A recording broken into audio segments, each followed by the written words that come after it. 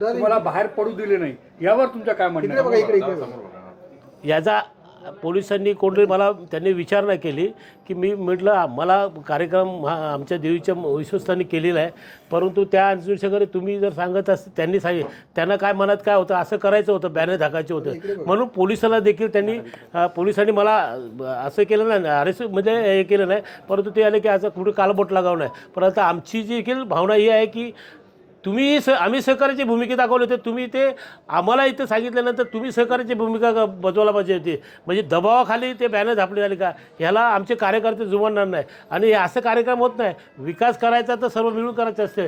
याचा अर्थ भारतीय पार्टी खूप सुंदर आहे, सर्व युतीमध्ये आहे. आदरणीय शिंदेसाहेब देखील एकत्र आहेत आणि कुठेतरी येऊन इथे आदरणीय प्रदेश रवींद्र साहेब गालबोट लावतात, त्याच्यामुळे हा राजकारण बिघडला गेला आहे. मला वाटतं की त्यांच्या लायक पण कार्यक्रम नाही, त्यांनी हा आमच्या कार्यकर्त्याच्या छोट्या कार्यकर्त्याच्या हातात देऊन हा कार्यक्रम राबवला पाहिजे. ह्याकरता असं करून वाद करून तुम्ही इलेक्शन लढणार आहेत का? मालवणमध्ये ज्या पद्धतीने शिवसेना भाजप